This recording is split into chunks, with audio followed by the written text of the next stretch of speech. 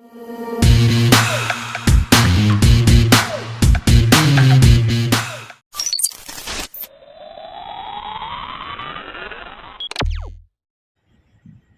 Friends, எல்லோரும் எப்படி இருக்கீங்க? நல்லா இருக்கீங்களா? வீடியோ பார்க்கறதுக்கு முன்னாடி நம்ம சேனல் சப்ஸ்கிரைப் பண்ணுங்கள் ஃப்ரெண்ட்ஸ். பக்கத்தில் இருக்க பெல் ஐக்கானை கிளிக் பண்ணுங்கள். ரொம்ப வித்தியாசமான டேஸ்ட்டில் பொடலங்காய் வச்சு பொடலங்காய் பொரிச்ச குழம்பு எப்படி செய்யலாம் பார்க்கலாம். பொடலங்காவை இந்த மாதிரி கொஞ்சம் பெரிய சைஸாக கட் பண்ணி எடுத்துக்கோங்க. இப்போ இந்த கட் பண்ண பொடலங்காவை குக்கரில் சேர்த்துக்கலாம்.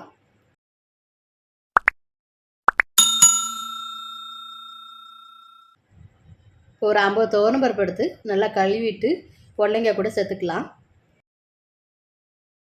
இப்போ பருப்பையும் பொடலங்காவையும் சேர்த்தாச்சு. இப்போ ஒரு 1/2 ஸ்பூன் மஞ்சள் பொடி கூட சேர்த்துக்கலாம். இப்போ பருப்பும் பொடலங்காவும் நல்லா வேகிறதுக்காக ஒரு 2 கிளாஸ் போல் தண்ணி சேர்த்துக்கலாம்.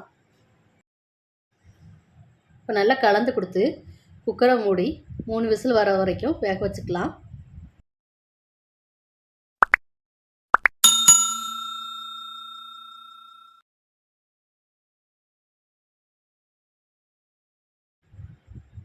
ஒரு மிக்ஸி ஜாரில் ஒரு கையளவு தேங்காய் துருவலை சேர்த்துக்கலாம். தேங்காய் துருவல் கூட ஒரு 6 வரமிளகாவை சேர்த்துக்கலாம்.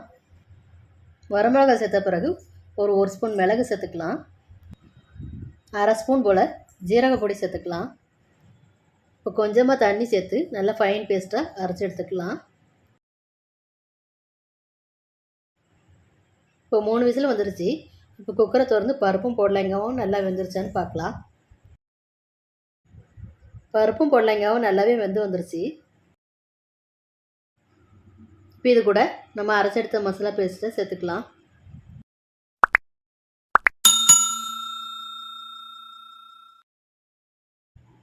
மசாலா பேஸ்ட்டை சேர்த்ததுக்கப்புறம் குழம்புக்கு தேவையான அளவு தண்ணியும் சேர்த்துக்கலாம்.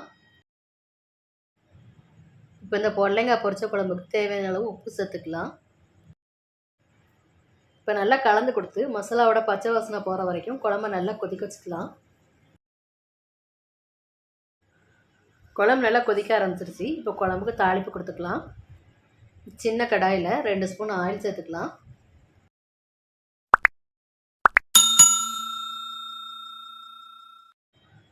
இப்போ ஆயில் நல்லா ஹீட் ஆயிடுச்சு. கடுகு உளுந்த பருப்பு சேர்த்து பொரிய விட்டுக்கலாம். இப்போ பொடியாக கட் பண்ண சின்ன வெங்காயத்தை கடுகு கூட சேர்த்துக்கலாம். கூடவே 2 வரமிளகாய் கிள்ளி சேர்த்துக்கலாம்.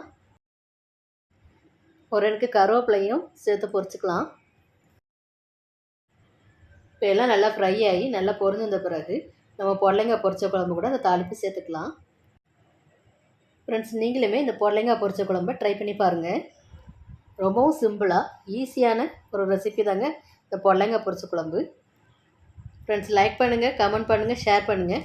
மறக்காமல் சப்ஸ்கிரைப் பண்ணுங்கள். பக்கத்தில் இருக்க பெல் ஐக்கானை கிளிக் பண்ணுங்கள். தொடர்ந்து சப்போர்ட் பண்ணுங்கள் ஃப்ரெண்ட்ஸ். தேங்க்யூ.